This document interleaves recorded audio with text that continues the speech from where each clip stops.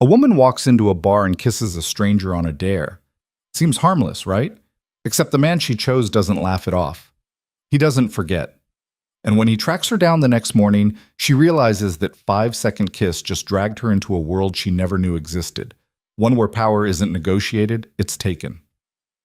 This is the story of Lena Carter, a woman who thought she was playing a game, until she met Adrian Voss, a man who doesn't play at all. If you want to see how far one reckless moment can go, stay with me until the end. Hit that like button, drop a comment with your city so I can see how far this story travels, and let's begin. The bar smelled like spilled beer and bad decisions.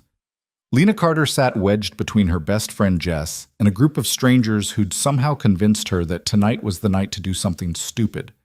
The music was too loud, the lights were too dim, and the tequila had been too cheap to trust, but she'd had 3 shots anyway. "Come on, Lena," Jess said, grinning like the devil herself. "You said you wanted to shake things up.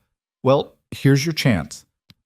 Lena glanced at the dare scribbled on a crumpled napkin in front of her. "Kiss the most intimidating man in the room." She laughed. "This is ridiculous." "That's the point," Jess shot back. "You've been playing it safe for 2 years. Since Marcus left, you've been a ghost.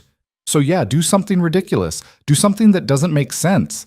Kiss a stranger and remember what it feels like to be reckless." Lena hated that Jess was right. 2 years since her ex had walked out without explanation. 2 years of playing small, keeping her head down, building a life that felt more like a waiting room than an actual existence. She worked at a nonprofit that barely paid her bills, lived in an apartment that smelled like mildew, and hadn't been on a date in 14 months. She was 29 years old, and she felt 60. "Fine," Lena said, standing up before she could talk herself out of it. "But if I get slapped, I'm blaming you," Jess cackled. "Deal." Lena scanned the room, her pulse picking up speed. The bar was packed, college kids doing shots at the corner booth, a bachelorette party screaming near the jukebox, a handful of construction workers nursing beers by the dartboard. And then she saw him. He was standing near the far wall, half-shadowed, completely still. Tall, mid-30s maybe, dressed in a dark shirt that looked expensive even under the crappy neon lights.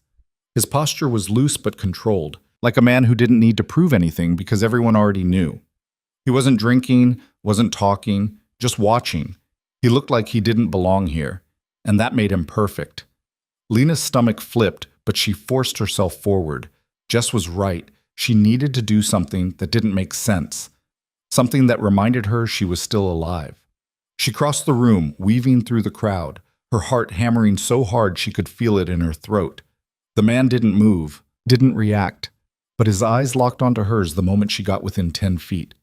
Dark eyes, steady, unreadable.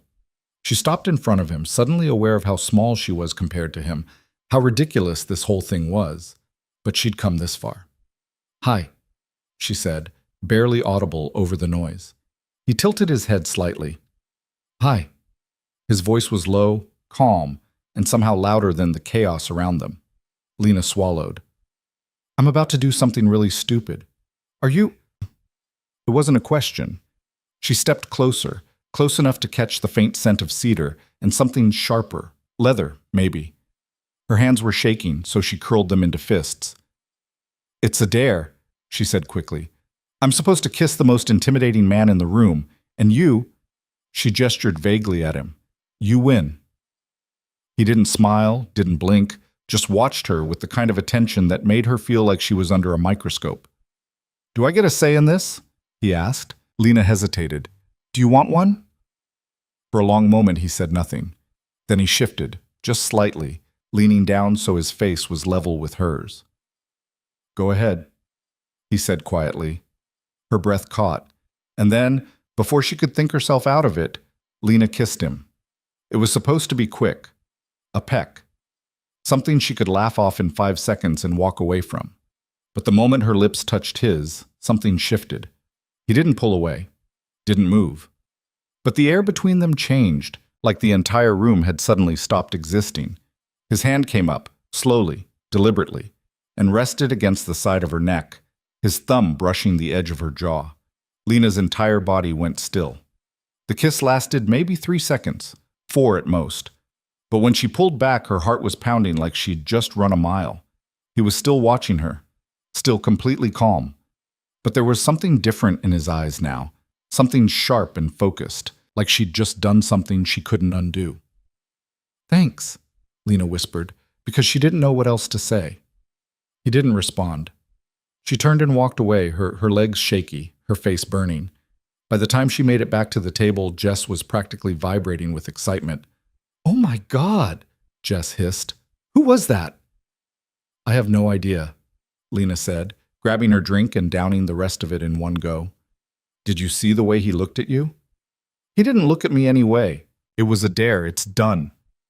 But even as she said it, Lena glanced back toward the wall. He was still standing there, still watching her, and she had the sudden, unsettling feeling that this wasn't over. Lena tried to forget about him. She really did. The next morning, she woke up with a headache, a vague sense of embarrassment, and the firm belief that last night had been exactly what it was supposed to be, a stupid, meaningless dare that she'd never think about again. She went to work, answered emails, sat through a meeting about donor outreach strategies, made herself a sad desk lunch and scrolled through her phone while she ate. Normal, boring, safe. But by 3 o'clock, she couldn't stop thinking about the way he'd looked at her. Not like she was a joke. Not like she was a stranger who'd done something weird. Like she mattered. It was unsettling. At 5:30, she left the office and headed toward the subway. The streets were crowded, the air thick with exhaust and street vendor smoke. She pulled her jacket tighter and kept her head down, lost in thought. And then she saw him. He was standing across the street, leaning against a black car, arms crossed, watching her. Lena froze. For a second, she thought she was imagining it, that her brain had conjured him out of guilt or curiosity or some weird post-dare anxiety. But no, it was him. Same dark eyes, same stillness, same presence that made the entire street feel smaller. He didn't wave, didn't smile, just waited. Lena's pulse spiked. She should walk away, get on the subway, pretend she didn't see him. Instead, she crossed the street. "Are you following me?" she asked, trying to sound braver than she felt. "Yes," he said simply. Lena blinked. "That's deeply concerning." "Is it?" Again, not a question. She crossed her arms. "Normal people don't track down strangers who kiss them at bars." "You're right," he said. "Normal people don't." "So what are you?" He studied her for a moment, his expression unreadable. Then he pushed off the car and took a step closer. "Adrian Voss," he said. "And I'd like to take you to dinner." Lena stared at him. "You're joking." "I don't joke. You tracked me down to ask me to dinner?" "Yes." "That's insane." "Maybe." She should say no. She should turn around and leave and block whatever weird stalker energy this was. But instead, she heard herself ask, "Why?" Adrian tilted his head slightly, like he was deciding how much to say. "Because you walked up to me last night like you had nothing to lose," he said quietly, "and I want to know if that's true." Lena's breath hitched. "It was a dare," she said. "It didn't mean anything." "Didn't it?" The way he said it made her stomach twist. "I don't even know you," she said. "That's why I'm asking for dinner. I don't go to dinner with men who stalk me." "Then don't think of it as stalking," Adrian said. "Think of it as interest." Lena laughed, sharp, disbelieving. "You're unbelievable." "Probably." He reached into his pocket and pulled out a card. Plain white, no logo, just a phone number printed in black ink. "If you change your mind," he said, holding it out. Lena didn't take it. Adrian set it on the hood of the car and stepped back. "I'll be at 7th and Main tomorrow night, 8 o'clock. If you show up, I'll be there. If you don't," he shrugged, "I'll assume you weren't curious enough." Then he got into the car and drove away. Lena stood there for a long time, staring at the card. She told herself she wouldn't go. But the next night, at 7:45, she found herself standing outside a restaurant on 7th and Main, her hands shaking, her heart racing. And when she walked inside and saw Adrian sitting at a corner table, watching her like he'd known she'd come all along, She realized something terrifying. She wasn't just curious, she was hooked. Dinner was not what Lena expected.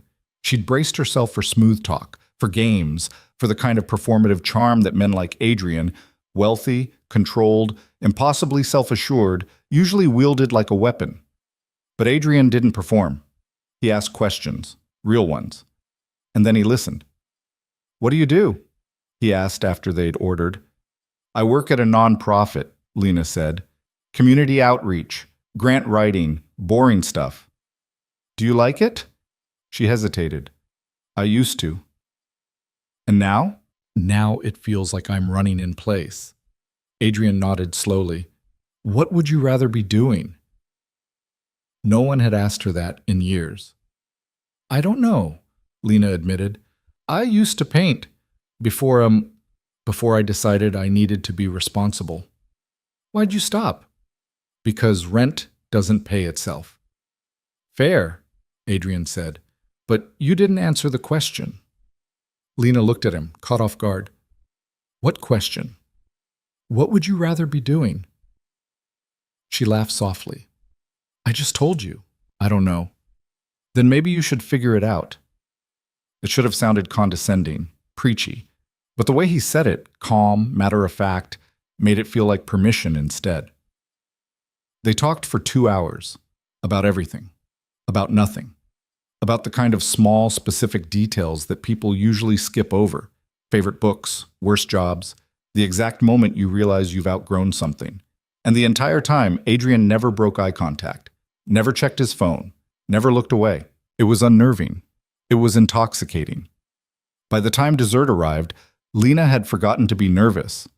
"Can I ask you something?" she said, leaning forward. "Go ahead." "What do you do?" Adrian's expression didn't change, but something flickered behind his eyes. "I manage things," he said carefully. "That's vague."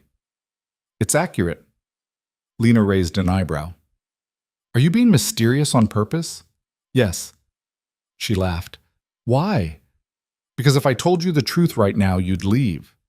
The honesty of it hit her like a punch. "That's not reassuring," Lena said quietly. "It's not meant to be." They sat in silence for a moment. "So what now?" Lena asked. "You're just going to keep being cryptic until I get curious enough to stay?" Adrian leaned back in his chair, his gaze steady. "I'm not trying to trap you, Lena. I'm trying to give you time." "Time for what?" "To decide if you want to know me." Her pulse quickened. "And if I don't?"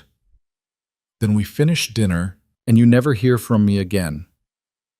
Lena's chest tightened. She should take the out, should thank him for dinner and walk away before this turned into something she couldn't control. But instead, she heard herself say, "I want to know you." Adrian's expression softened, just barely, just enough. "Then let's take this slow," he said.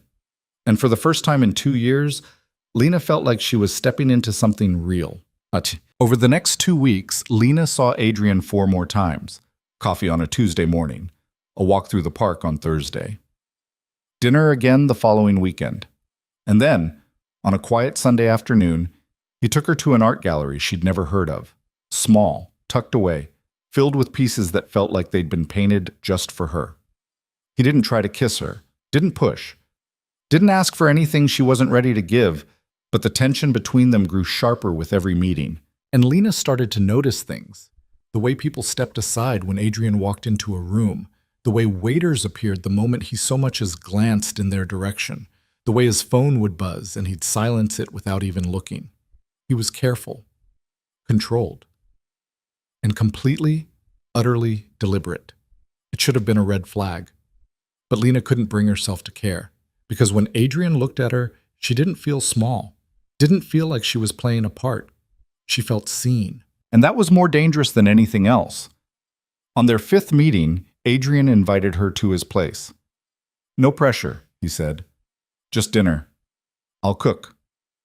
Lena hesitated. "You cook?" "I do a lot of things." She should have said no, but she didn't. Adrian's apartment was nothing like she'd imagined. She'd expected cold, sterile, the kind of minimalist space that looked like a hotel, But instead, it was warm. Dark wood floors, soft lighting, bookshelves that actually looked used, a piano in the corner, a kitchen that smelled like garlic and rosemary. It felt lived in. It felt real. This is not what I expected, Lena admitted, setting her bag down. Adrian glanced at her from the stove. What did you expect? I don't know. Something more intimidating? He smiled faintly. I saved that for work. Right. Your mysterious job. Exactly. Lena wandered over to the bookshelf, running her fingers along the spines. Philosophy, history, a few novels she recognized. You actually read these? She asked. Why wouldn't I? I don't know. You don't seem like the type. Adrian raised an eyebrow. What type do I seem like? Lena turned to face him. The type who doesn't need books to know things. He laughed, soft, genuine. That's the nicest insult I've ever gotten. They ate on the couch, plates balanced on their laps, the city lights flickering through the window. And somewhere between the third glass of wine and the story about Adrian's terrible first apartment, Lena realized she was in trouble. Because she didn't just like him, she trusted him, and that was terrifying. Can I ask you something? Lena said, setting her glass down. Always. Why me? Adrian looked at her, his expression serious. What do you mean? I mean, you could have anyone, so why are you here with me? He didn't answer right away. And then, slowly, he set his own glass down and turned to face her fully. Because you're not afraid of me, he said quietly. And you should be. Lena's breath caught. What does that mean? Adrian reached out, his hand brushing against hers. It means I'm not what you think I am, Lena. And eventually, you're going to have to decide if you can live with that. Her pulse hammered in her ears. Then tell me, she whispered. Tell me what you are. Adrian's jaw tightened, and for the first time since she'd met him, he looked uncertain. Not yet, he said. Not until I know you're ready. Lena pulled her hand back, her chest tight. That's not fair. I know. Then why? Because I don't want to lose you. The rawness in his voice stopped her cold. They sat in silence, the weight of everything unsaid pressing down between them. And then Lena did something reckless. She leaned forward and kissed him. Not because of a dare, not because she was trying to prove something, but because she wanted to. Adrian kissed her back, slowly, carefully, like he was afraid she might disappear. And when they finally pulled apart, his forehead resting against hers, he whispered, Stay. Lena's heart cracked open. Okay, she breathed. And just like that, the line between them blurred completely. Lena woke up on Adrian's couch with sunlight streaming through the windows and her shoes still on. She blinked, disoriented, her head fuzzy from wine and the weight of everything that had happened the night before. The apartment was quiet. Too quiet. She sat up slowly, her heart doing that stupid flutter thing it had been doing for weeks now, whenever she thought about him. Adrian was in the kitchen, standing at the counter with his back to her, pouring coffee into 2 mugs. He was wearing dark jeans and a plain gray shirt, sleeves pushed up to his elbows. And he moved with the same deliberate calm he always had, like even making coffee required precision. Lena rubbed her face, trying to shake off the embarrassment of having fallen asleep mid-conversation like some lightweight who couldn't handle 3 glasses of wine. Morning, Adrian said without turning around. How did you know I was awake? You stopped breathing like you were asleep. Well, Lena's stomach did a weird flip. That's either really observant or really creepy. Both, he said, turning to face her with a faint smile. He crossed the room and handed her one of the mugs. You take it black, right? She did, but she'd never told him that. Lucky guess? She asked, taking the mug. Something like that. They stood there for a moment, the morning stretching between them in a way that felt both comfortable and charged. Lena took a sip of coffee, watching him over the rim of the cup. I should probably go, she said, even though she didn't want to. You don't have to. I have work. It's Sunday. Lena paused. Right. Adrian's mouth twitched. You forgot. I've had a lot on my mind. I know. The way he said it, steady, knowing, made her chest tighten. She set the mug down on the coffee table and stood, suddenly needing space to think. "Adrian?" she started, then stopped, unsure how to finish. He waited, patient as always. "Last night," Lena continued, forcing herself to meet his eyes, "you said I should be afraid of you. What did you mean?" Adrian's expression didn't change, but something shifted in the air between them. "I meant exactly what I said." "That's not an answer. It's the only one I can give you right now." Lena crossed her arms, frustration bubbling up. "You keep doing this. You say just enough to make me curious, but not enough to actually tell me anything. It's exhausting." "I know." "Then stop." Adrian stepped closer, his gaze locked on hers. "I'm trying to protect you." "From what?" "From me." The honesty of it hit her like a slap. Lena stared at him, her pulse racing. "I don't need protecting." "Yes, you do. That's not your call to make." Adrian's jaw tightened. For a long moment, he said nothing. Then he exhaled slowly, like he was making a decision he didn't want to make. "Come with me," he said quietly. Lena frowned. "Where?" "Just trust me." She should have said no. Should have grabbed her bag and left and never looked back. But she didn't.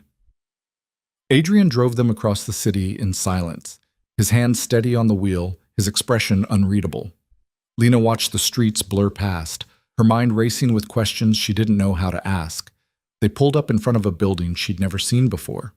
Industrial, gray, tucked away in a part of town that looked like it hadn't been gentrified yet. Adrian parked and got out without a word.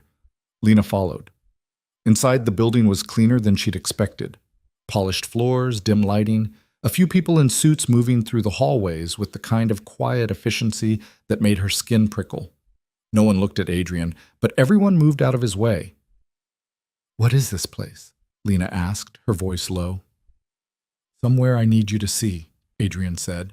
He led her up a flight of stairs and through a heavy door into an office that overlooked the city.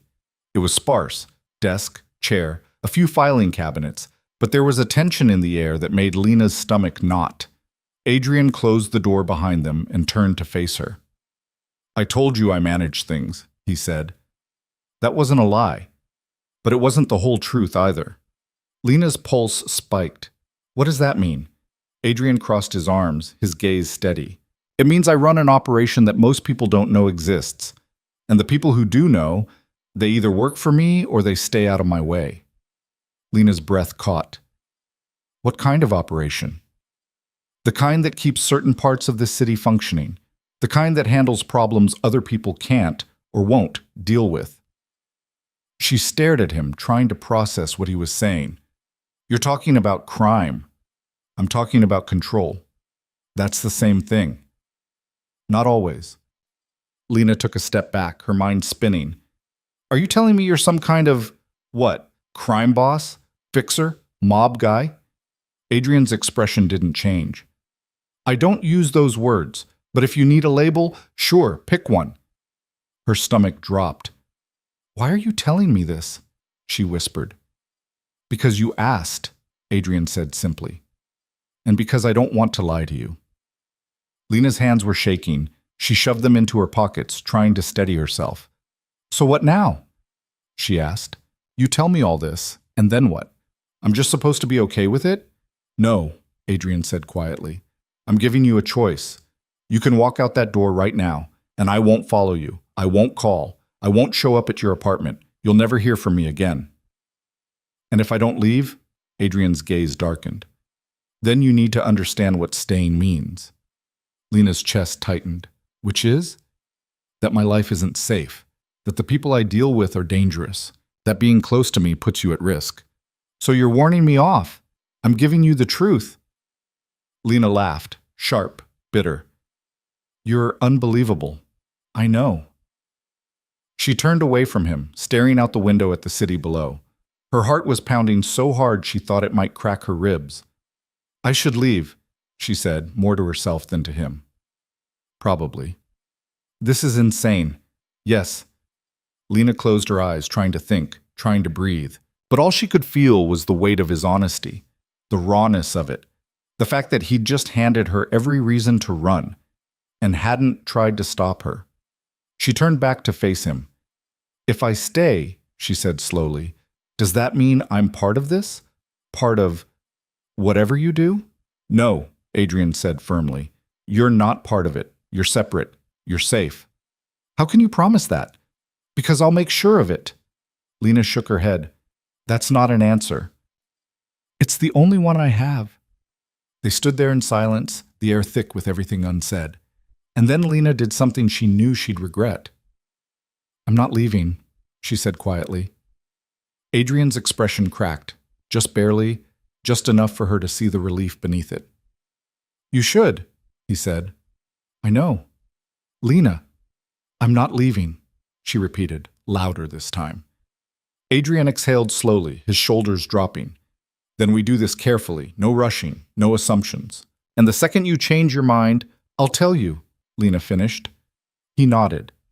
And just like that, the line between them shifted again. Over the next few weeks, Lena learned what it meant to live in Adrian's world without being part of it. He kept his promise. He didn't pull her into meetings or introduce her to people she didn't need to know. But she saw glimpses. Phone calls that ended the moment she walked into a room. Late nights when he'd disappear for hours and come back looking like he'd been holding the weight of something too heavy to name. And she noticed the way people watched him. Not with fear exactly, but with respect. The kind that came from knowing what someone was capable of. It should have scared her, but instead it made her curious.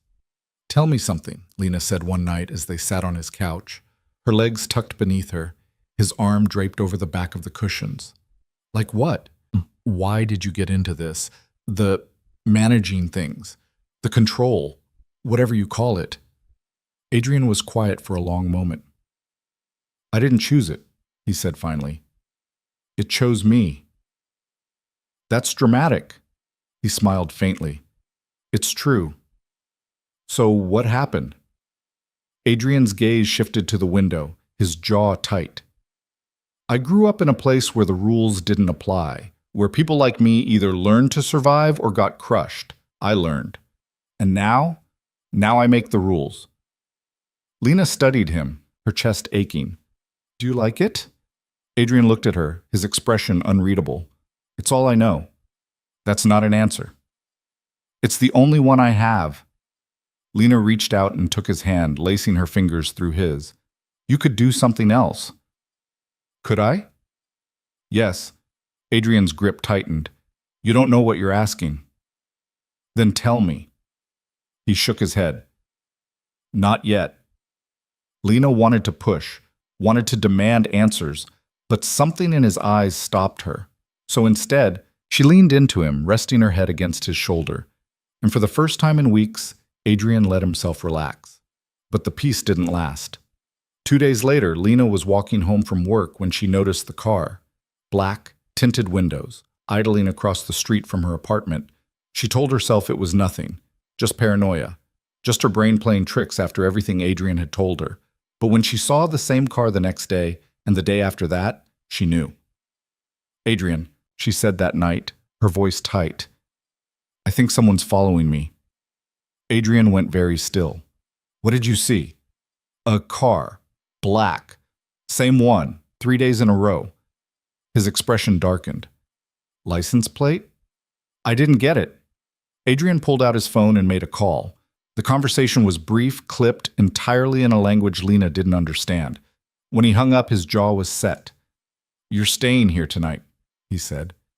"Adrian, Lena, you're staying here." She wanted to argue, wanted to tell him she could take care of herself, but the look in his eyes stopped her. "Who is it?" she asked quietly. Adrian didn't answer right away. "Someone who wants to make a point," he said finally. "What kind of point?" "The kind that involves you." Lena's stomach dropped. "Because of me? Or because of you?" Adrian's gaze softened. "Because of me." And just like that, everything changed. The next morning, Adrian's apartment felt different, tighter, like the walls were closing in.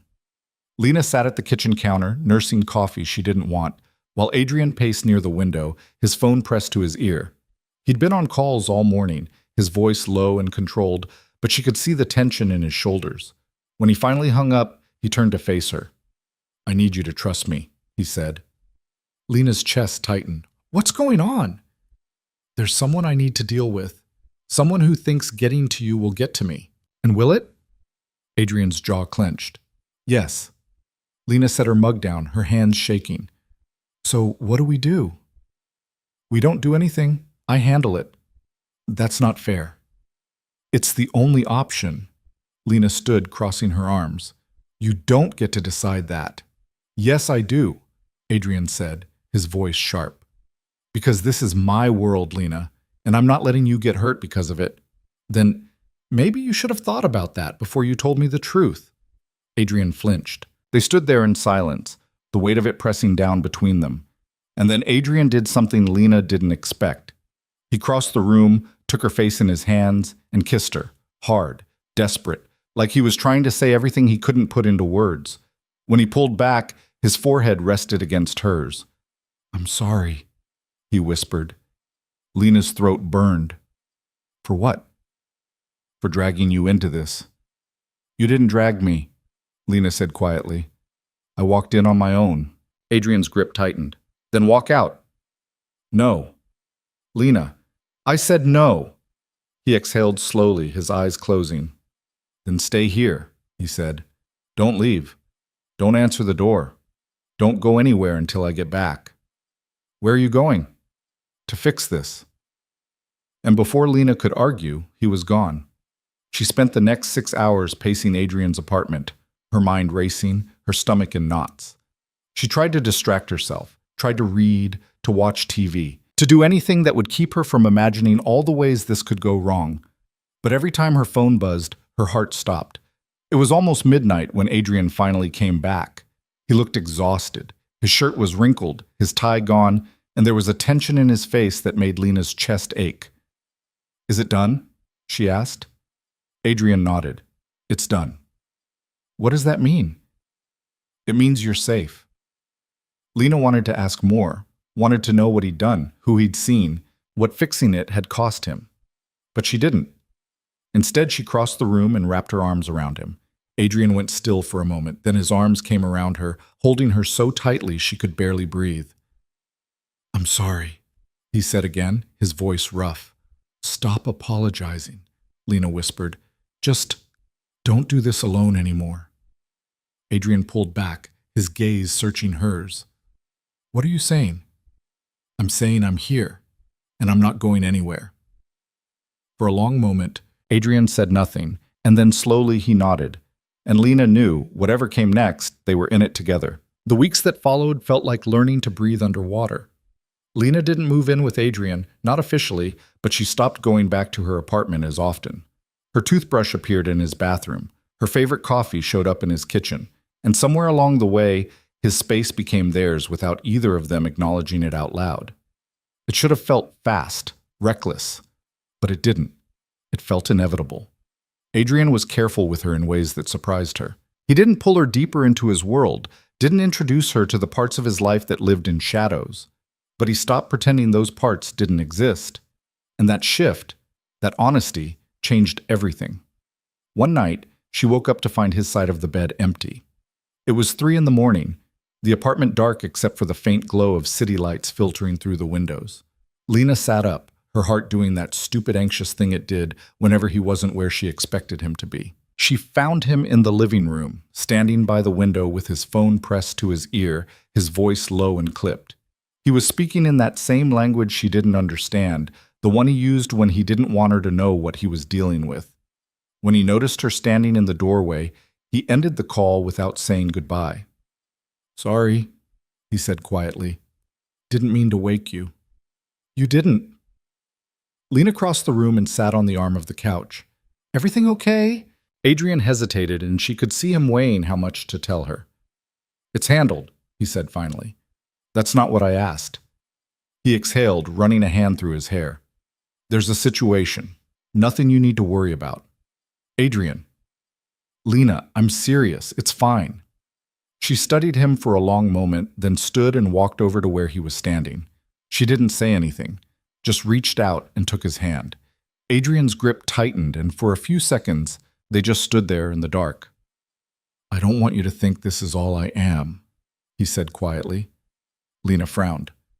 What do you mean? This. He gestured vaguely at the phone, at the tension still sitting in his shoulders. The calls, the problems, the parts of my life I can't turn off. I don't think that. You should. Lena shook her head. You don't get to tell me what I should think. Adrian looked at her, something raw flickering in his eyes. You deserve better than this. Maybe, Lena said, but I'm still here. He didn't respond, but the way he pulled her closer said everything he couldn't.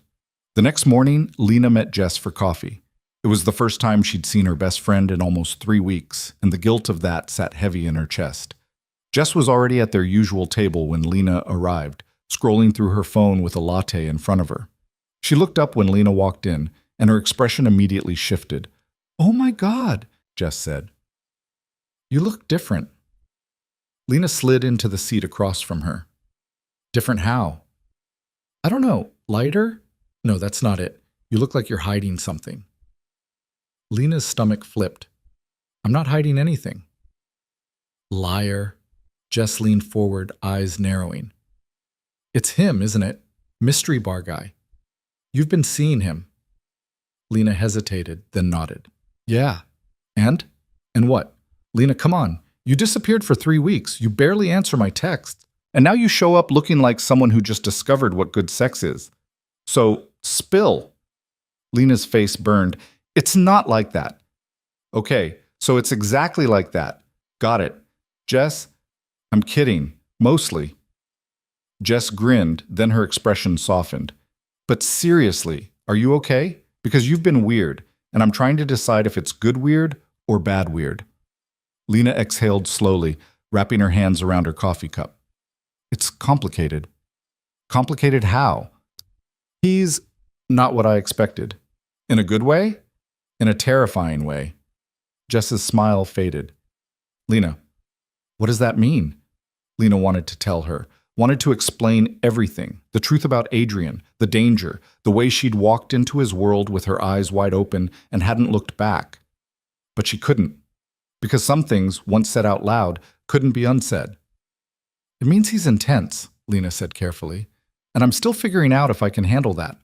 Jess studied her for a long moment, then reached across the table and squeezed her hand. Just promise me you're being careful, she said. Lena nodded. I promise. But even as she said it, she knew it was a lie. That night, Adrian took her to a restaurant she'd never heard of. Small, tucked into a quiet corner of the city, the kind of place that didn't advertise because it didn't need to. The staff greeted Adrian by name, led them to a private table in the back, and disappeared without asking what they wanted. Do you own this place? Lena asked, glancing around. Adrian smiled faintly. No, but I know the owner. Let me guess. He owes you a favor. Something like that. Lena shook her head, amused despite herself. Does everyone in this city owe you a favor? Not everyone. Just most people. Enough people. The food arrived without them ordering, course after course, each one better than the last. They talked about everything and nothing, the conversation flowing easily in a way that still surprised her. But halfway through dinner, Adrian's phone buzzed. He glanced at it, and his expression shifted.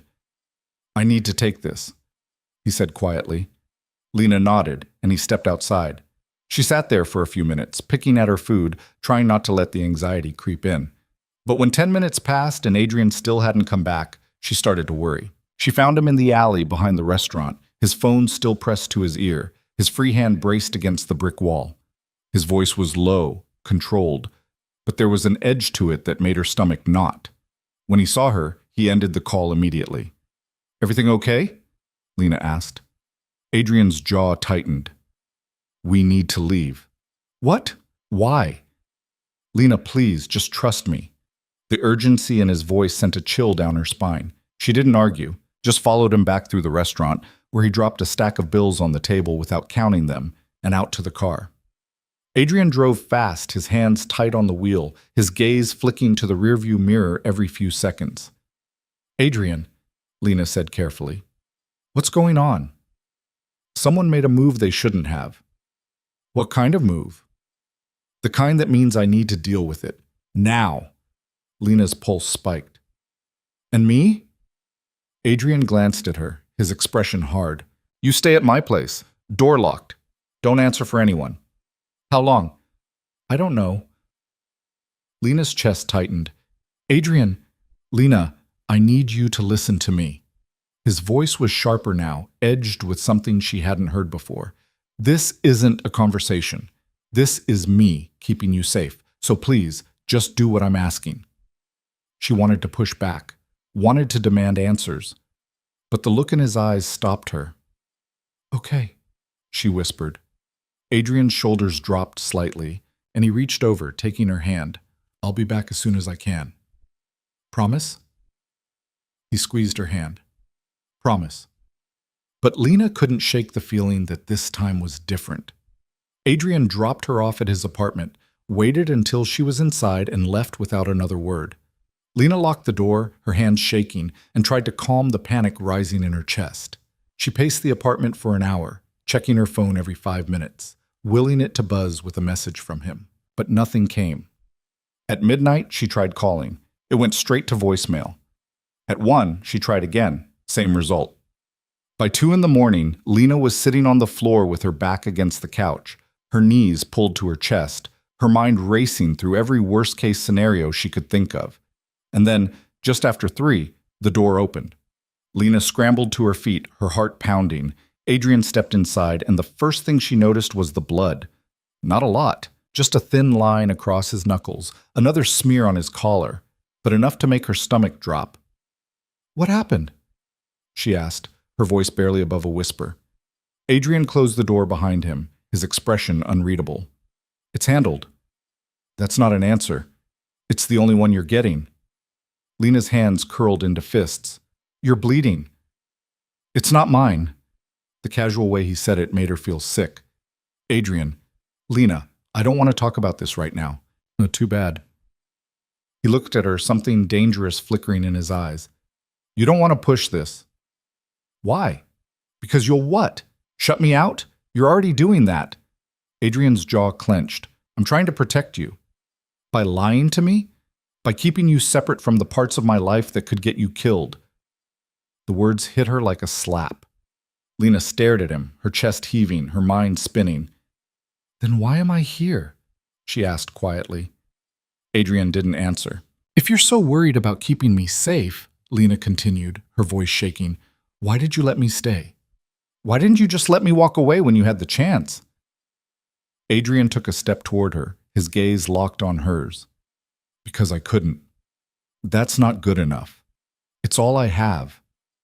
Lena's throat burned. Then maybe that's the problem. They stood there in silence, the weight of everything unsaid pressing down between them.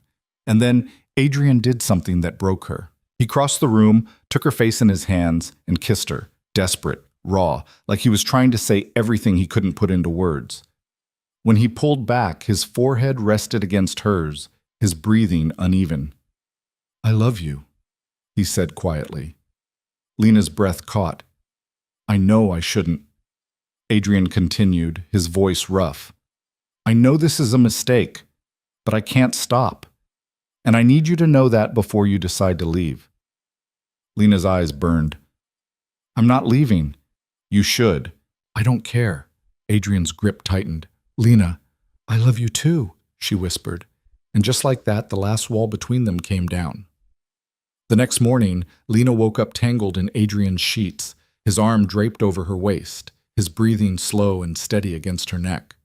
For a few minutes, she just lay there, letting herself feel the weight of what they'd said to each other the night before.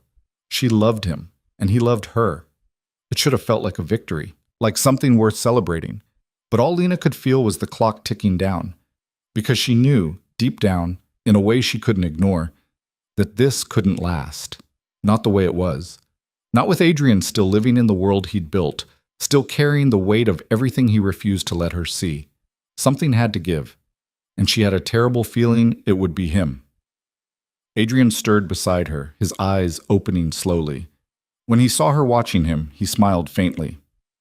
Morning, he said, his voice rough with sleep. Morning. He reached up, brushing a strand of hair away from her face. You okay? Lena nodded, even though it was a lie. Lena, I'm fine. Adrian studied her for a long moment, then sighed. You're a terrible liar. I learned from the best. He huffed a quiet laugh, then pulled her closer. What's going on in that head of yours? Lena hesitated, then decided to just say it. I need you to tell me the truth about something, she said quietly. Adrian's expression shifted. Okay. Last night, what you did, the person you dealt with, was it violent? Adrian didn't answer right away, and that told her everything she needed to know. Yes, he said finally. Lena's chest tightened. Did you hurt them? Yes. Badly? Adrian's jaw clenched. Lena, I need to know. He exhaled slowly, his gaze dropping. Yes, badly. Lena closed her eyes, trying to steady her breathing. She'd known. Of course she'd known. But hearing it out loud was different. Why? She asked. Because they were going to hurt you. So you hurt them first. Yes. Lena opened her eyes, looking at him. And if I wasn't in the picture, would you have done the same thing? Adrian hesitated. Probably. So this is who you are? Yes. Lena sat up, pulling the sheet around herself. And you're okay with that? Adrian sat up too, his expression hard. I don't have the luxury of not being okay with it. That's not an answer. It's the truth. Lena turned to face him fully. Do you want to change? Adrian stared at her, something unreadable flickering in his eyes. I don't know, he said quietly. And for the first time since she'd met him, Lena saw the cracks. The admission hung in the air between them like smoke. Lena didn't know what she'd expected him to say. Maybe that he'd been waiting for the right moment to walk away. Maybe that he'd always planned to leave this life behind but never found the courage. But the raw uncertainty in his voice, the fact that he genuinely didn't know if he wanted to change, hit her harder than any lie would have. She pulled her knees to her chest, wrapping her arms around them. So what does that mean for us? Adrian's jaw tightened. It means I don't have an answer. That's not fair. I know. You're asking me to stay in something that doesn't have a future. I'm not asking you to stay, Adrian said quietly. I'm just not strong enough to tell you to leave. Lena's throat burned. She wanted to be angry, wanted to yell at him for being selfish, for pulling her into this mess without a plan, for making her fall in love with someone who couldn't promise her anything beyond right now. But she couldn't, because she understood. She'd walked into this knowing exactly what he was, and somewhere along the way she'd stopped caring about the exit. I need some air, Lena said, standing. Adrian didn't try to stop her, just watched as she pulled on one of his shirts and walked out onto the balcony. The city stretched out below her, bright and indifferent. Lena gripped the railing, letting the cold morning air sting her skin, trying to sort through the mess in her head. She loved him. That part was clear. But love wasn't enough. Not when the person you loved didn't know if they wanted to be saved. Behind her, she heard the door slide open. Adrian stepped out, leaning against the doorframe with his arms crossed. You want me to leave you alone? He asked. I don't know what I want. Adrian moved closer, standing beside her. For a while, they just stood there in silence, watching the city wake up. I've been thinking, Adrian said finally. Lena glanced at him. About? About what you said, about changing. Her pulse quickened. And? Adrian exhaled slowly, his gaze fixed on the horizon. I don't know if I can walk away completely, but I think I can start stepping back. What does that mean? It means I stop being the person everyone calls when they need something handled. I start delegating. I start building distance between me and the parts of this that are dangerous. Lena turned to face him fully. You do that? I'd try. Why? Adrian looked at her, and the vulnerability in his eyes nearly broke her. Because I don't want to lose you, he said simply. And I know if I keep living like this, eventually I will. Lena's chest ached.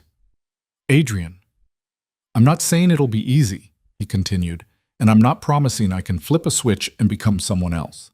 But if there's a chance, If there's any chance I can build something that doesn't end with you getting hurt, I want to try. Lena reached out, taking his hand. You mean that? Yes. She studied him for a long moment, searching his face for any sign of doubt. But all she saw was honesty.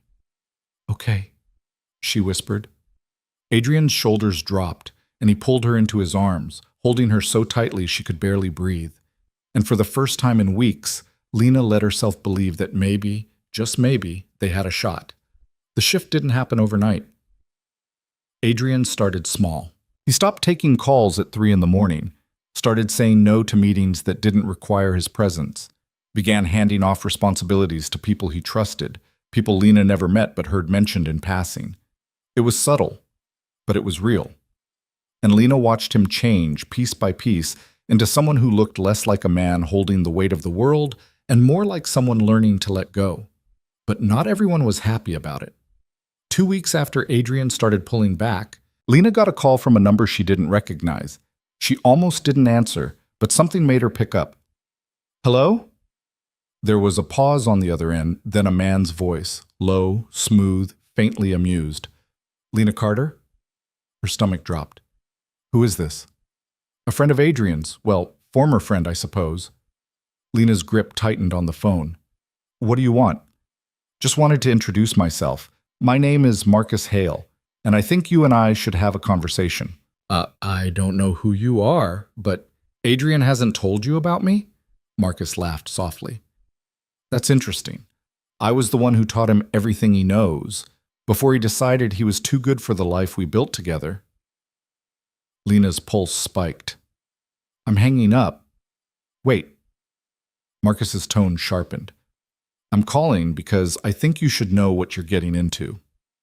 Adrian's trying to walk away, isn't he? Trying to be someone he's not. And you're the reason. That's none of your business. It is when it affects my business, Marcus said coldly. Adrian thinks he can just step back and everything will stay stable. But it doesn't work like that. People are starting to ask questions, starting to wonder if he's gone soft.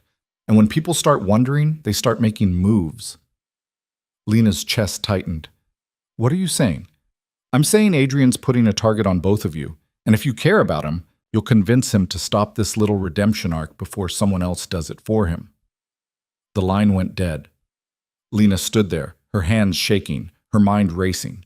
She wanted to believe Marcus was bluffing, that he was just trying to scare her into pushing Adrian back into the life he was trying to leave, but the fear in her chest said otherwise.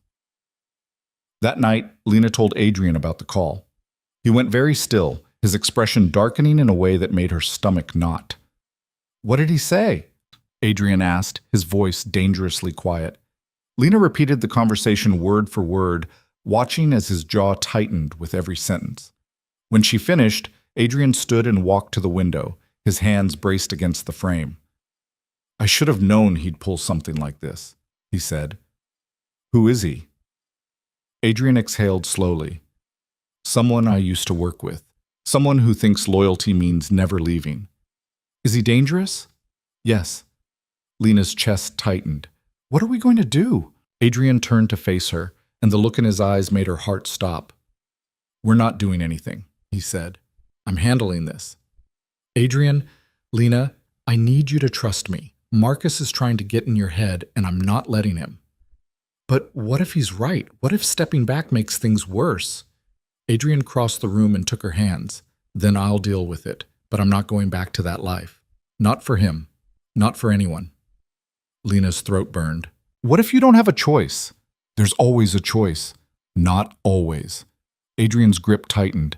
Lena, I need you to believe me when I say I'm not letting this destroy us. I'll do whatever it takes to keep you safe. Even if it means staying in a world you're trying to leave? Adrian's expression cracked, and for a moment she saw the weight of everything he was carrying. I don't know, he admitted, and that terrified her more than anything. The next few days were tense. Adrian became hyper-focused, making calls, meeting with people Lena didn't know, coming home late with the kind of exhaustion that went deeper than physical. And Lena tried to give him space, tried to be patient, but the fear was eating her alive. On the 4th night, she couldn't take it anymore. Talk to me, she said as Adrian walked through the door just after midnight. He looked at her, surprised. About what? About whatever's going on in your head. Because you're shutting me out, and I can't handle it. Adrian set his keys down, his shoulders sagging. I'm trying to figure out how to fix this without dragging you deeper into it. You keep saying that, but I'm already in it, Adrian. I've been in it since the moment I kissed you in that bar. That was different. How? Because you didn't know what you were walking into. And now I do, Lena said, stepping closer. So stop trying to protect me from the truth and just tell me what's happening. Adrian stared at her for a long moment, then sighed. Marcus isn't bluffing, he said quietly. He's been making moves, talking to people I used to work with, planting doubt, trying to destabilize everything I've built. Why? Because if I walk away, it sets a precedent. It shows people they can leave, and Marcus can't afford that. Lena's stomach twisted. So what do? I make a choice. What kind of choice? Adrian's jaw tightened. Either I go back and deal with him the way I used to deal with problems, or I walk away completely and let the pieces fall where they will. And if you walk away, then Marcus wins, and everyone I've ever protected loses. Lena's chest ached. That's not fair. No, it's not. They stood there in silence, the weight of it pressing down between them, and then Lena did something reckless. What if there's a third option? She said. Adrian frowned. What do you mean? What if you don't go back and you don't walk away? What if you do something that forces Marcus to back off without you having to play his game? Like what? Lena hesitated. I don't know, but there has to be something. Some way to end this without you sacrificing everything you're trying to build. Adrian looked at her, something shifting in his eyes. You really believe that? He asked quietly. I have to. Adrian exhaled slowly, then pulled her into his arms. Okay, he whispered. Then we'll find it. And for the first time in days, Lena felt like they might actually have a chance. Over the next week, Adrian worked quietly, methodically, putting together a plan Lena only saw pieces of. He met with lawyers, with accountants, with people who owed him favors and people who didn't, but respected him enough to listen. And slowly, carefully, he started dismantling the infrastructure that had kept him tied to the life he was trying to leave. It wasn't dramatic. It wasn't violent. It was strategic. Adrian restructured everything, shifted assets, severed connections, built walls between himself and the people who depended on him for too long. And when Marcus tried to push back, Adrian didn't fight. He just moved faster. By the end of the second week, it was done. Adrian called Lena into his office one night and showed her a folder filled with documents she didn't fully understand. What is this? She asked. Proof that I'm out, Adrian said simply. Everything I controlled is now in the hands of people who can manage it without me, and Marcus has nothing left to leverage. Lena stared at him, her chest tight. You really did it. I told you I would. But what about the people who depended on you? They'll be fine. I made sure of it. Lena's throat burned. And Marcus? Adrian's expression hardened. He'll come after me. Eventually. But by the time he does, I'll be so far removed from this world that it won't matter. You're sure? No, Adrian admitted, but I'm willing to take the risk. Lena set the folder down and crossed the room, wrapping her arms around him. I'm proud of you, she whispered. Adrian held her tightly, his voice rough. I couldn't have done this without you. Yes, you could have. Maybe. But I wouldn't have wanted to. And in that moment, Lena knew they'd crossed a line they couldn't uncross. Adrian was choosing her, and she was choosing him back. 3 months later, Lena stood in the kitchen of a house she still couldn't believe was theirs. It wasn't in the city. It was an hour outside, tucked into a neighborhood where people actually knew their neighbors and kids rode bikes in the street without anyone worrying. The house itself was nothing fancy. 2 stories, a small yard, windows that let in too much light in the morning. But it was quiet, and it was theirs. Adrian had bought it without telling her, then handed her the keys one morning like it was the most natural thing in the world. What is this? Lena had asked, staring at the address on the keychain. A place where no one knows who I used to be, Adrian had said simply. And that was that. The move had been strange, not bad, just disorienting. Lena still worked at the nonprofit, but she'd started taking the train into the city only 3 days a week. The rest of the time, she worked from home, answering emails in sweatpants, drinking coffee on the porch, trying to figure out what her life had become. Adrian had changed too. Not overnight, not in some dramatic transformation that erased who he'd been, but slowly, quietly, he'd started becoming someone new. He didn't take calls at odd hours anymore, didn't disappear for days without explanation. He'd started cooking more, reading more, spending entire Sundays doing nothing but sitting on the couch with Lena, her legs draped over his lap, both of them too lazy to move. It should have felt perfect. But Lena knew better than to believe in perfect, because Marcus Hale hadn't disappeared. He'd just gone quiet. And that was somehow worse. Adrian never talked about it, but Lena could see the tension in his shoulders whenever his phone buzzed, the way his jaw tightened when he checked the news, the way he still locked the doors twice before bed. He was waiting for something. And so was she. One Saturday morning, Lena woke up to find Adrian already dressed, standing by the bedroom window with his arms crossed. "You're up early," she said, sitting up. Adrian didn't turn around. "Couldn't sleep." Lena's stomach tightened. She knew that tone. "What's wrong?" "Nothing." "Adrian?" He sighed, finally turning to face her. Marcus reached out. Lena's pulse spiked. "When?" "Last night." "And you're just telling me now? I didn't want to wake you." Lena threw the covers off and stood, crossing the room. "What did he say?" Adrian hesitated, then pulled his phone out of his pocket and handed it to her. The message was short, simple, and terrifying in its casualness. "We should talk, in person, just the two of us. You owe me that much." Lena's hands shook as she handed the phone back. "Are you going to meet him?" "I don't know."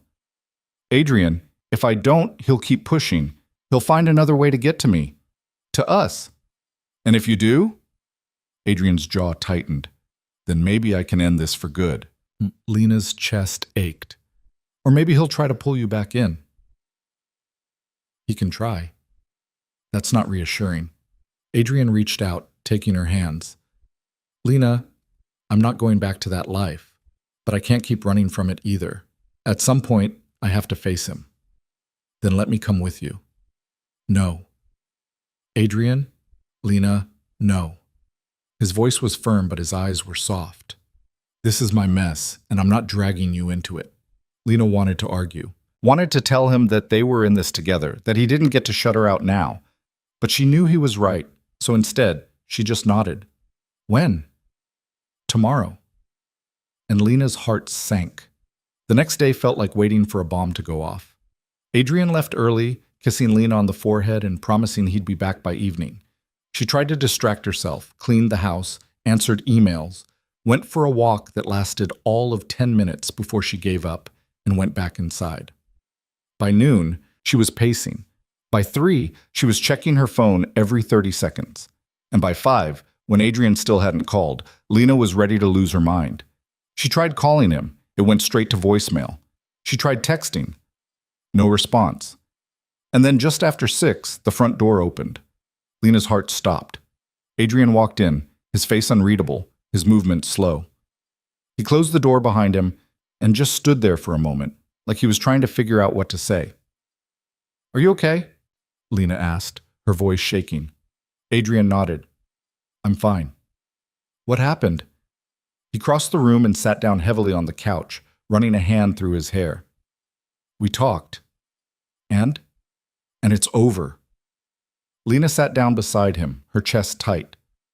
"What does that mean?" Adrian exhaled slowly. "It means Marcus finally accepted that I'm not coming back, that nothing he says or does is going to change that." "Just like that?" "Not just like that," Adrian said quietly. "I had to make it clear, had to show him that I wasn't bluffing, that I'd burned every bridge, severed every tie, and there was nothing left for him to leverage." "How did he take it?"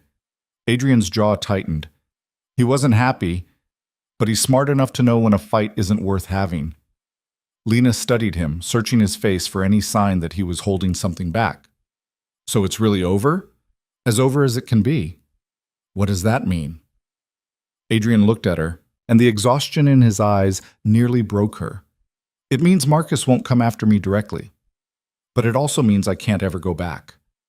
Not even if I wanted to. I made sure of that. Lena reached out, taking his hand. And do you? Want to go back? No? Adrian said without hesitation. I don't. Relief flooded through her, so strong it made her dizzy. Then we're really done with this, she whispered. Adrian squeezed her hand. Yeah, we're done.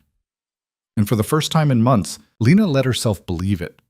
But that night, as they lay in bed, Lena felt Adrian's tension radiating through the darkness. You're not asleep, she said quietly. Neither are you. What are you thinking about? Adrian was silent for a long moment. About what I said to him. What did you say? I told him that the person he used to know doesn't exist anymore, that I'd rather lose everything I built than go back to being that version of myself. Lena turned to face him. And what did he say?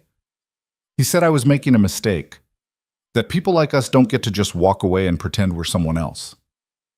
Do you believe that? Adrian's hand found hers in the dark. I used to, but not anymore. Why not? Because of you. Lena's throat tightened. That's a lot of pressure to put on one person. I know, but it's the truth. You made me want to be someone different, someone better. And once I saw what that could look like, I couldn't unsee it. Lena moved closer, resting her head against his chest. I didn't make you anything. You did that yourself. Maybe, but you gave me a reason to try. They lay there in silence, listening to each other breathe. Adrian? Lena whispered. Yeah? I'm proud of you. His arms tightened around her. Thank you. And somewhere in that quiet moment, Lena realized something she'd been too afraid to acknowledge before. Love wasn't about saving someone. It was about standing beside them while they saved themselves. The weeks that followed felt like learning to live again.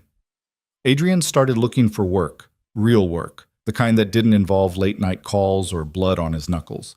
He talked to people he used to know, people who'd left the life before him, people who understood what it meant to rebuild from scratch. It wasn't easy. And it wasn't fast. But slowly, carefully, Adrian started putting together something that looked like a future. He ended up consulting for a security firm, legitimate, above board, the kind of place where his experience was valuable, but his past didn't matter. It wasn't glamorous, but it was honest. And that was enough. Lena, meanwhile, had started painting again. It had been Adrian's idea. He'd come home one day with an easel, a set of brushes, and enough paint to stock a small art store, and he'd set it all up in the spare bedroom without asking. What is this? Lena had asked, staring at the setup. A reminder, Adrian had said simply, that you're allowed to want things that don't pay the bills. And just like that, Lena had fallen in love with him all over again. She painted in the mornings before work and on weekends when the light was good. Mostly landscapes at first, trees, fields, the view from their porch. But eventually, she started painting people, faces, moments, the kind of small, specific details that most people overlooked. She wasn't good at it yet, but she was getting better. And for the first time in years, Lena felt like she was building something that was hers. One evening, about 4 months after they'd moved, Lena came home to find Adrian standing in the kitchen with a bottle of wine and 2 glasses. What's the occasion? She asked, setting her bag down. Adrian smiled. No occasion, I just thought we should celebrate. Celebrate what? The fact that we made it. Lena's chest tightened. Made it through what? Everything, Adrian said simply. The chaos, the fear, the part where we didn't know if this would work.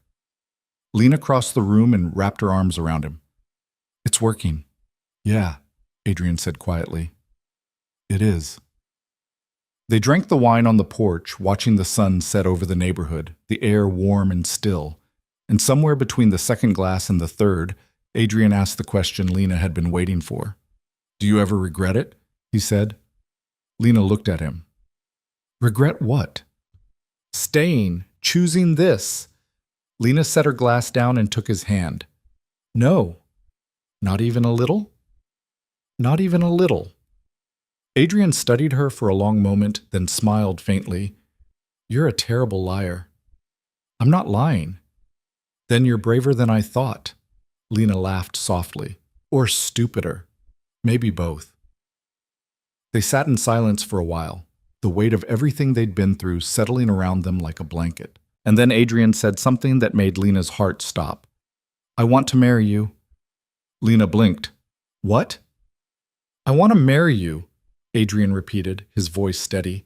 Not because I think we need to, not because I'm trying to prove something, but because I don't want to spend the rest of my life wondering what it would have been like if I'd asked. Lena's throat burned. Adrian, you don't have to answer now, he said quickly. I'm not asking for a yes or a no. I'm just telling you what I want. Lena stared at him, her chest aching, her mind spinning. And then, without thinking, she said, yes. Adrian froze. What? Yes, Lena repeated, her voice stronger now. I'll marry you. Adrian's expression cracked, and for a moment he just looked at her like he couldn't believe what he was hearing. And then he kissed her, slow, careful, like he was trying to memorize the moment. When they pulled apart, his forehead rested against hers, his breathing uneven. I don't have a ring, he said. Lena laughed, her eyes wet. I don't care. I should have planned this better. You really should have. Adrian smiled, and it was the kind of smile Lena had only seen a handful of times. Open, unguarded, completely real. I love you, he said quietly. I love you too. And just like that, the future they'd been building became something solid. They got married 3 months later in a small ceremony at the courthouse, with Jess as their witness and a judge who didn't ask questions. It wasn't fancy. There were no flowers, no fancy dress, no reception, just 2 people standing in front of a stranger, promising to choose each other every single day. And when the judge pronounced them married, Lena felt something shift inside her, something that had been broken for a long time finally clicking back into place. Adrian kissed her in front of the courthouse steps, his hands cupping her face, his eyes bright. How does it feel? He asked. Lena smiled, like the beginning of something good. Not the end? No, Lena said. Definitely not the end. And she meant it. The months that followed weren't perfect. There were hard days. Days when Adrian got quiet and distant. Days when Lena wondered if the past would ever really let them go. But they learned to navigate it, learned to talk through the fear instead of letting it fester. And slowly, carefully, they built a life that felt real. Adrian's consulting work grew into something steady, something he was actually good at. He helped companies assess vulnerabilities, train security teams, develop protocols that kept people safe without crossing ethical lines. It was strange at first, using the same skills that had once been deployed in shadows to now protect legitimate businesses. But Adrian was good at it, better than good. And more importantly, he slept through the night now. Lena's paintings started getting noticed. Small galleries, local shows, nothing huge, but enough to make her feel like maybe she'd been right to start again.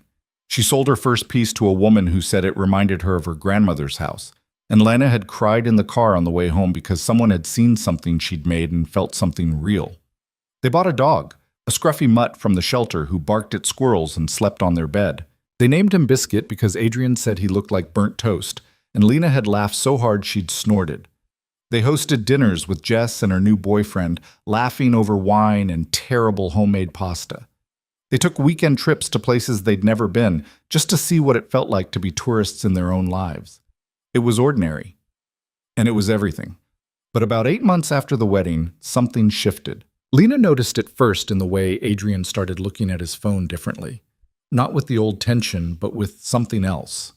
Something heavier. What's wrong?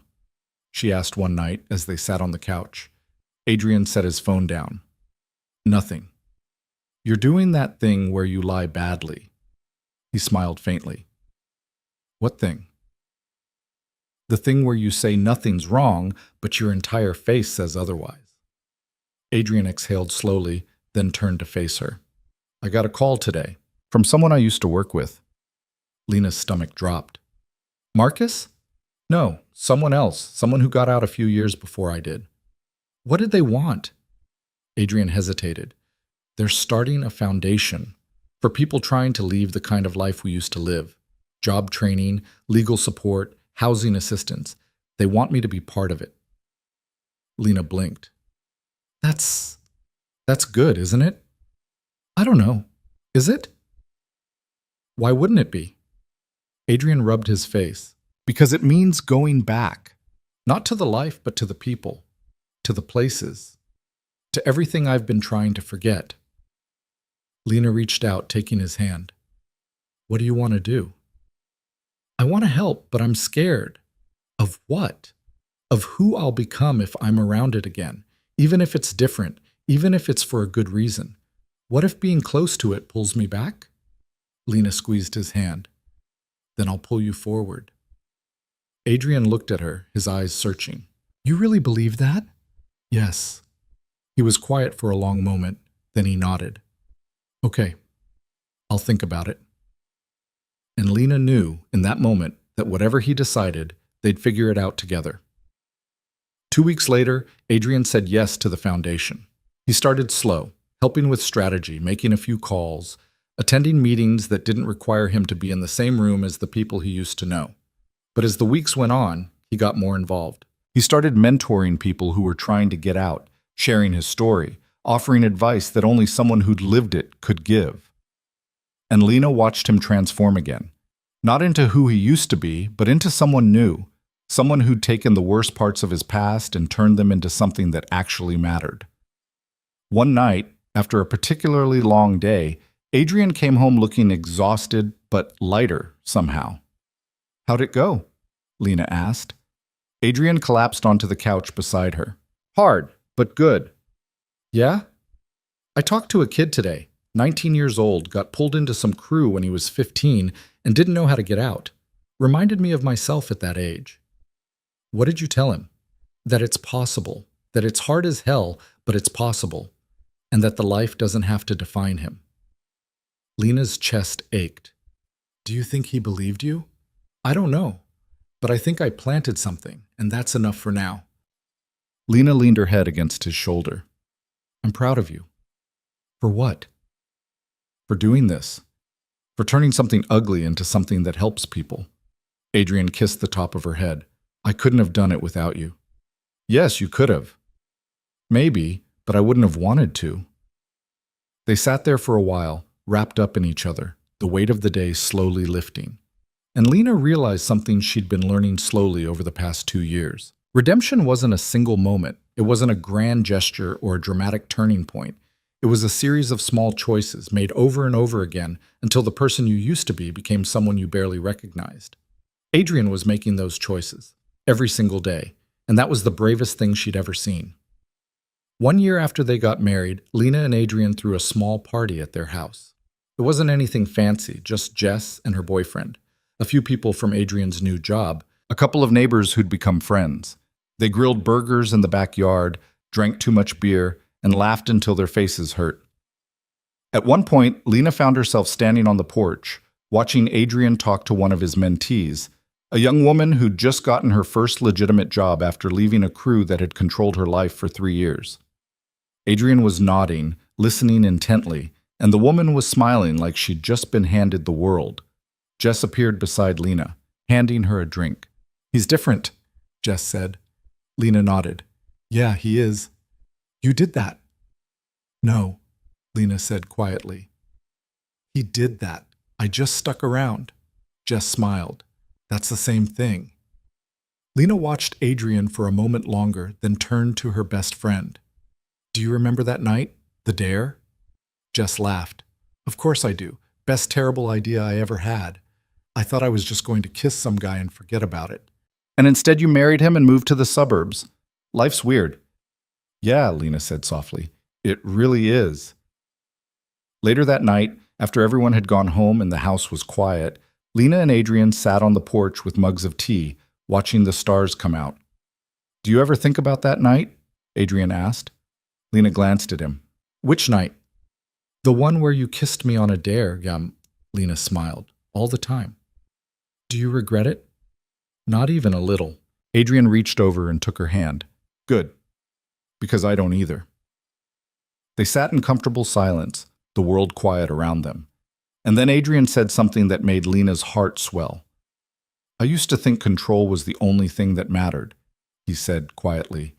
That if I could just keep everything in line, I'd be safe. But I was wrong. Yeah? Yeah. The only thing that matters is this. Us. The life we're building. The people we're helping. The fact that we get to wake up every day and choose to be better than we were yesterday. Lena squeezed his hand. That's a good philosophy. I learned it from you. Liar? Adrian smiled. Maybe a little, but you made it easier to believe. They sat there for a while longer, wrapped in the kind of quiet contentment that only comes from knowing you're exactly where you're supposed to be. And Lena thought about everything they'd been through, the fear, the danger, the moments when it would have been easier to walk away. But they hadn't. They'd stayed. They'd fought. They'd chosen each other over and over again, even when it was hard. And that, Lena realized, was what love actually was. Not the fireworks, not the grand gestures, but the quiet, steady choice to keep showing up, even when the world tried to pull you apart. Months turned into years, and the life they'd built became the life they lived. Adrian's work with the foundation grew. He became one of their most valuable advocates, speaking at events, helping secure funding, mentoring dozens of people trying to leave dangerous lives behind. He never talked about the specifics of his own past publicly, but everyone who worked with him knew, and they respected him for it. Lena's art took off in ways she never expected. Her paintings started selling, getting featured in galleries she'd only dreamed about. She even had a small show in the city, and when Adrian showed up wearing a suit and looking proud enough to burst, Lena had to excuse herself to cry in the bathroom for 5 minutes. They didn't have kids. They talked about it once or twice, but in the end they decided they were enough. Just the two of them, and Biscuit, and the quiet life they'd carved out of chaos. It wasn't the life either of them had imagined, but it was theirs. And one evening, 5 years after that reckless dare in a crowded bar, Lena stood on the porch of their house, watching Adrian throw a ball for Biscuit in the yard, and she felt something she hadn't felt in a long time. Contentment. Not the fleeting kind that comes and goes, but the deep, steady kind that comes from knowing you're exactly where you're supposed to be. Adrian caught her watching and smiled. "What?" he called. "Nothing," Lena said. "Just thinking." "About what?" "About how lucky I am." Adrian walked over, wrapping an arm around her waist. "Pretty sure I'm the lucky one." Lena leaned into him, resting her head against his shoulder. "We're both lucky." "Yeah," Adrian said quietly. "We are." And as the sun set over the house they'd built together, Lena realized something she'd always known, but never fully understood. Love wasn't about finding someone who completed you. It was about finding someone who made you want to be whole on your own. Someone who saw your broken pieces and didn't try to fix them, just stood beside you while you figured it out yourself. Adrian had done that for her, and she'd done it for him. And that was the kind of love worth fighting for. The kind worth choosing every single day. The kind that turned a reckless dare into a lifetime. Because at the end of it all, life wasn't about the moments that changed you. It was about what you did with them after. It was about the choices you made when no one was watching. The people you became when the world stopped paying attention. Adrian had been someone who lived in shadows, who controlled through fear, who thought power was the only thing that mattered. And now he was someone who helped people escape those same shadows. Someone who used his past to build futures for others. Someone who'd learned that real strength wasn't about control. It was about letting go. Lena had been someone who played it safe, who let fear dictate her choices, who'd forgotten what it felt like to want something just because it made her happy. And now she was someone who created, who risked, who'd learned that the scariest thing you can do is also sometimes the most important. They'd both changed, and they'd changed together, and that was the whole point.